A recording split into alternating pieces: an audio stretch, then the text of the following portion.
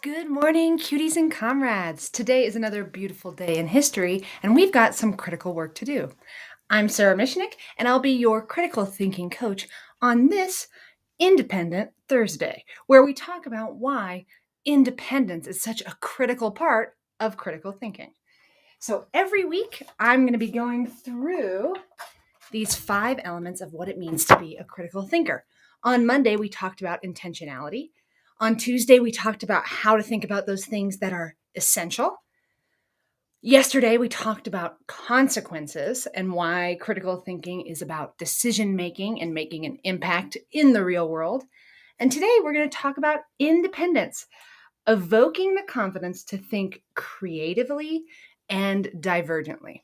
So, this is where, when we think of the word critical, we usually first these days, I'm going to try and change critical's reputation. That's part of what I'm doing here. But the first thing we normally think about when we think about a critic or about critical, I'm giving away the game, is a critic.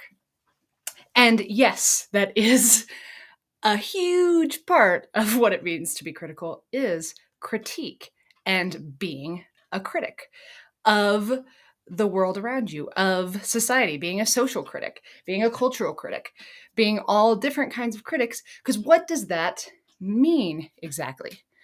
So it means independence. Finally, we're getting around to one of the biggest parts of critical thinking, which is critique.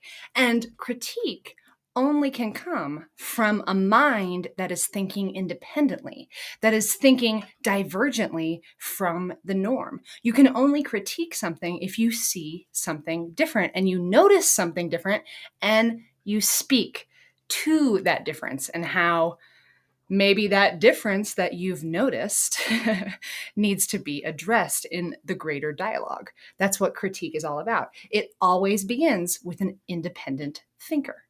So that is why cultivating independence is such an important part of critical thinking. So we are going to be diving in to knowledge of the people, by the people, for the people with my independent cards. How do we cultivate independent thinking? How do we create thinkers who can think autonomously, who don't let others think for them, who truly think for themselves, who think in creative ways, who think outside of what everyone else is thinking? That's the kind of thinking we want to cultivate in schools and in society in general. We want each of us to be unique minds. That way we can get the most out of each mind. We don't want to mechanize the thinking process. We want to expand and liberate the mind and have everybody think in their own unique way. So let's take these critical thinking cards and see what we learn about independence today. So we've got my knowledge of the people, by the people, for the people. Give it a shake. Reach into the middle of a stack somewhere, and let's see what we get. How do we become independent? Okay, I'm going to put my thumb on this little guy. There we go. Okay, this is Max Horkheimer, who was one of the founders of the Frankfurt School of Critical Theory. So he was a critical educator like me. And he mentions, this is just a snippet of a phrase that I really, really liked because I thought it encapsulated what one element of independence. So he says, each scholar has their own special form of spontaneity. I think that this is a really great way to think about independence, to begin starting to think about what it means to be an original, to be able to stand on your own. It means the way you can tell if you're being independent is what you do spontaneously. I think that nails it because that really gets to the heart of where independence begins. It begins in childhood, right? We can see, I mean, think about every parent ever.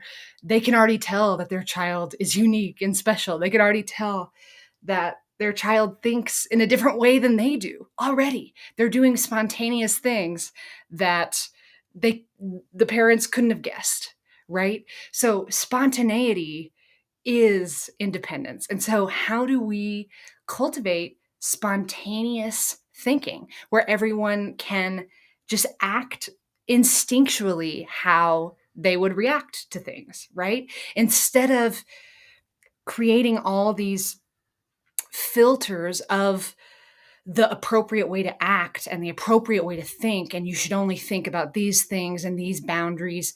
No, no, no. We want to let people go where their spontaneity takes them, where their instincts just automatically lead them in their thought. So, spontaneity also implies action. Spontaneous is like a burst of something, right? It's something you can't help. When I think of my scholars, when I was in the classroom, my scholars' special form of spontaneity, when I'm teaching in class and they're excited about something and it just bubbles up, they can't help themselves, right? They're twitching in their seat, they're stretching their arms, they're blurting things out, right? They're excited. They can't even contain themselves. There's too much action that instinctually they feel the need to act on. Whatever's happening in the classroom is evoking an original response.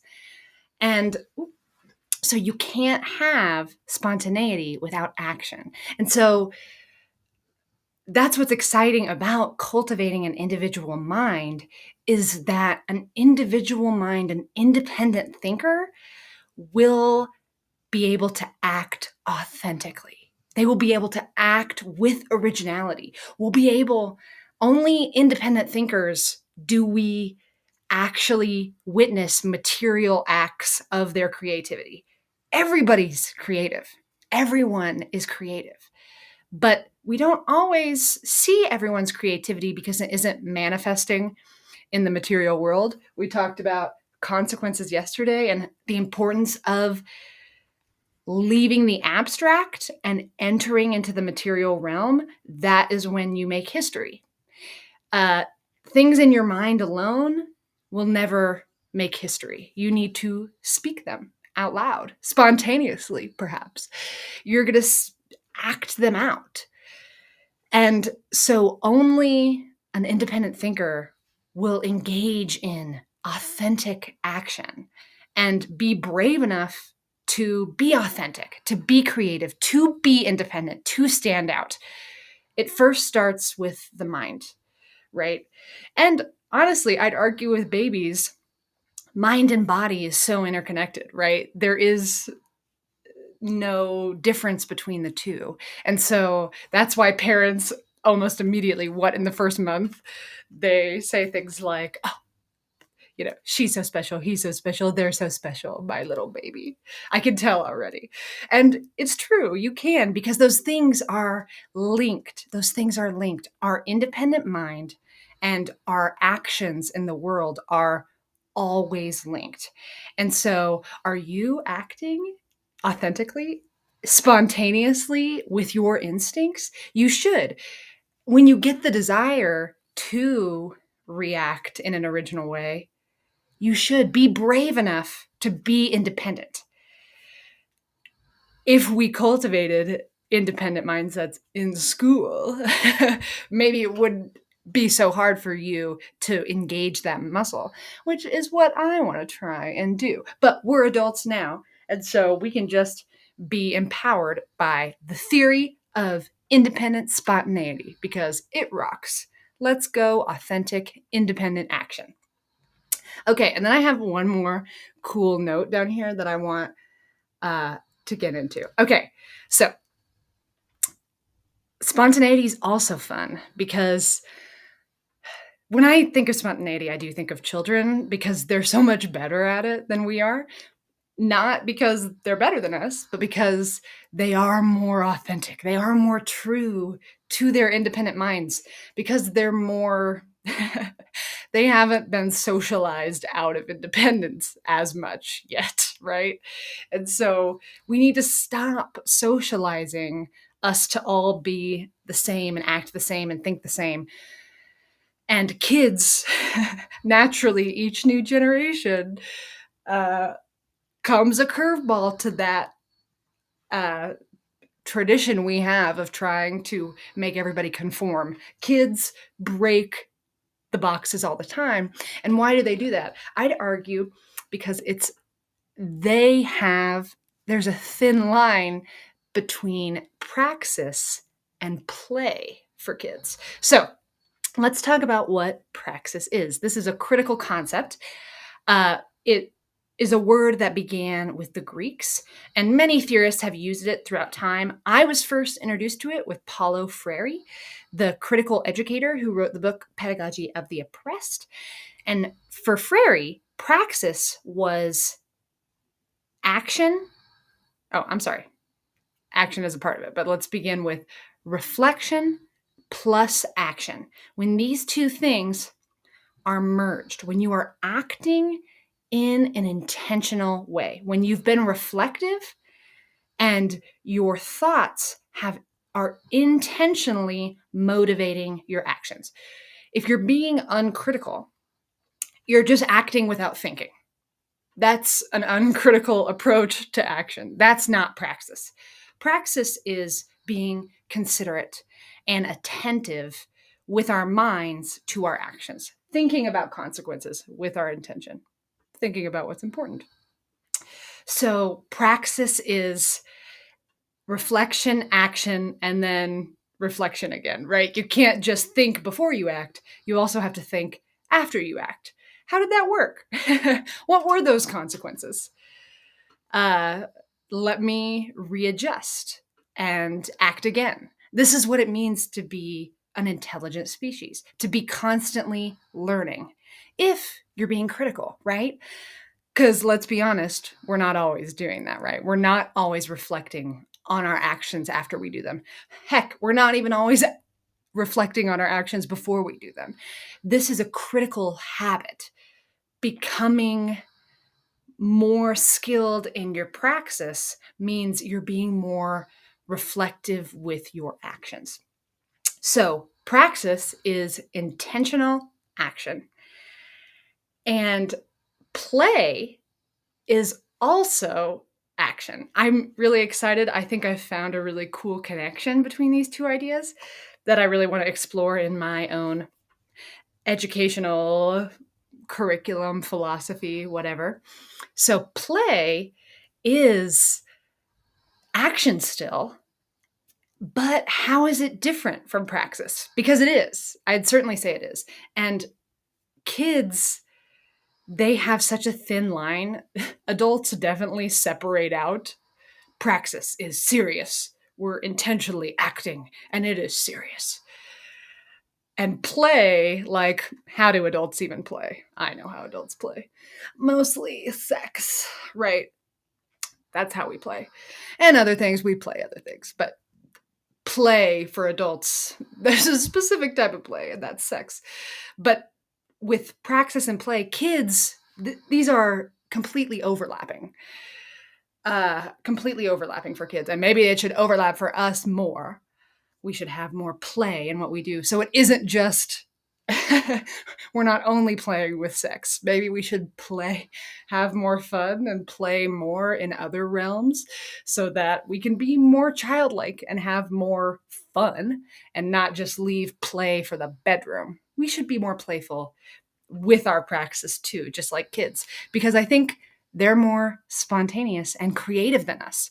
They are more creative than us, I think, because they allow their praxis and their play to overlap. So let's talk about what play is.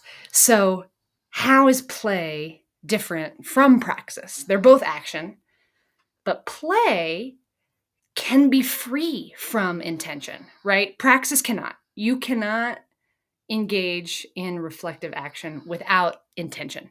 You have to have put your focus towards something and paid critical attentiveness to it in order to engage in praxis. But with play, that's what's fun about play, is that you can let go. You don't have to be so engaged, right?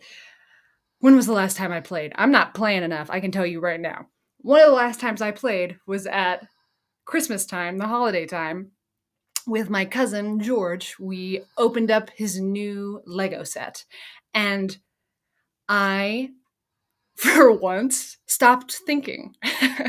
I realized I could let go of critical attentiveness, because yeah, it's really important to be intentional and essential and thinking about your consequences when it comes to real life. But that's the fun about play, is that you can let go of that. And I let go of my mind, and I was just playing with Legos. And that was awesome. So that's one difference between praxis and play. Both are action, but play doesn't necessarily require intention. However, often play does have intention, right? Make believe games that kids engage in reveals where their focus goes. Am I right? My little cousin George loves to play guns every time. And I'm like, let's play something else. That's not my favorite. Maybe it's a wand instead, not a gun. Maybe it's a magic metal detector. Let's play those things. But his intention tends to go that way. And it reveals things about his context and his life and where his independent mind goes, right? So that we also, through play, we can have intention. But with that, it's free, not from intention, it's free from reality, right? When we're playing, good guys, bad guys, and I'm running from him and hiding from him. And then we also played Jailbreak. All those games we were playing, those were free from reality. Praxis cannot be free from reality. If I am intentionally acting, I need to be intentionally acting in the real world. Unless you're an actor, of course. And that's why acting's probably fun. It's praxis and play mixed together in a really fun adult way. Look, we could do it outside sex. I'd say actors are engaging in that process of praxis and play, and look how they're able to be creative. That intersection is where creativity really flourishes, right? And so actors shouldn't be the only ones able to engage in that independence. I feel like, heck, aren't most of the celebrities that we know performers of some kind, right? Yeah, I'd say most of them are performers of some kind. And so they are getting, in some senses, they get a break from reality, right? And so they do their work in kind of a different real space. And that allows them to showcase their creativity, right? I feel like celebrities, we get to see a wide range of creativity that we don't always get to see in like our coworkers in the cubicles next to us. Yes, they're just as creative as any celebrities are, but because their actions are making them do the same thing every day, we're not getting to see and enjoy their creativity the same way. They're not getting that intersection between praxis and play. And so how can other jobs and other positions that aren't performers begin to engage this intersection? I think that's an interesting question. And the last thing about play, so play, unlike praxis, can be free from intention. It can be free from reality.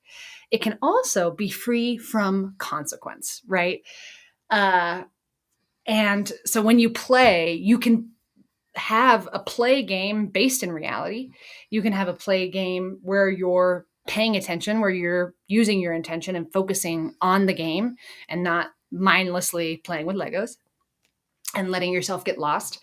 You can have your mind be part of play, have reality be part of play, but have play be free from consequence, right? I would say role play is one of those things. And now I'm not talking about the bedroom, but also, yes, that's why adult play is really fun, right? In the bedroom, it's not praxis because it's free from consequence, real world consequence, right? You can do different things in this play space than you can in the real world because if you agree to different kinds of consequences, you don't have to follow what real world consequences are. You can make up your own in this different play space, right? But it isn't just the bedroom, though it's interesting, isn't it? Uh, it's other places too. So role play in the workplace, if you're figuring out what's appropriate and not appropriate for interactions between the sexes, right? The consequences would be different, right? If we show an example of what not to do, it's not going to cause the same harm because it's the consequences aren't there, right? It's based in reality. We're being intentional, but the consequences aren't there. And so that play gives us room to educate in a different way, right? When the consequences are real and it's made a real impact, yes, we can still learn from it, but the consequences have been made. And they've been made in a real way with praxis, not with play. So, anyway, this intersection between praxis and play, where spontaneity and creativity can really thrive, and where authentic action can really be cultivated, I think is a really interesting space that we should be exploring as humans. How can we, instead of like adults do, separating out praxis and play and only leaving play for the bedroom? I think that's really repressing us, you guys. And in fact, maybe by keeping play only in the bedroom is part of why we have problematic habits in sexual habits. Maybe. That's just a tangent. But anyway, maybe if we were more playful and let ourselves be more free and be more um, let ourselves play more as adults in the real world, then we wouldn't have to wait for special spaces only in one area of our lives. We should be playing more, and then it wouldn't be so bottled up and we wouldn't be so crazed and we'd be more creative and we'd have more fun, and we'd be more childlike. We'd get to experience our own originality, our own spontaneity. What are those things that you just long to do, right? I do weird things all the time. I'm sure my neighbors, I do what I want when I go on walks around my neighborhood.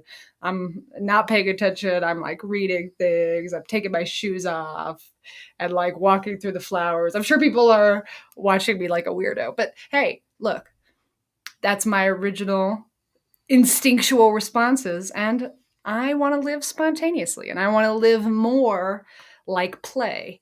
As important as praxis is, we should also try and be more playful and true to what we spontaneously want. Because most of the time, what we spontaneously want is humanizing, right? It's going to uplift us in the world. It's not doing any harm. I'd say most of what we desire doesn't want to cause harm. And if what you desire spontaneously does cause harm, we're not engaging in those. I'm not talking about those. I'm talking about humanizing spontaneous acts that are instinctual and creative, that toddlers do and kids do, where they just authentically act without even thinking about it because that's just who they are.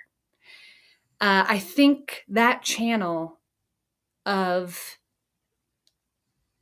being independent in your mind and acting with that independence, we block that.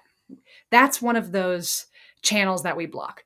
Socializing kids to be kind to one another and That's an important socialization, right? Not harming one another. Yes, we should all be on the same page about that. That isn't a mechanizing force. That's a humanizing conformity. If we all conform, if we all agree to, hey, I'm not going to hurt you on purpose. I'm not going to hurt anyone else on purpose. I'm going to do everything in my power not to choose a harmful consequence. That is not conformity. That is humanizing. That's a humanizing agreement and a humanizing arrangement. That's not blocking any independence. We socialize too much in conforming other types of behavior, other types of social behavior, that this is the only acceptable way to act. This is the only acceptable way to be. That begins to block the channel between independent mind and independent authentic action. And we all have that blocked. Because our schools and our communities haven't put a lot of stress on being independent thinkers, being creative, being divergent, thinking differently. Because if you're spontaneous, you're harder to control. Children are harder to control. They are more spontaneous.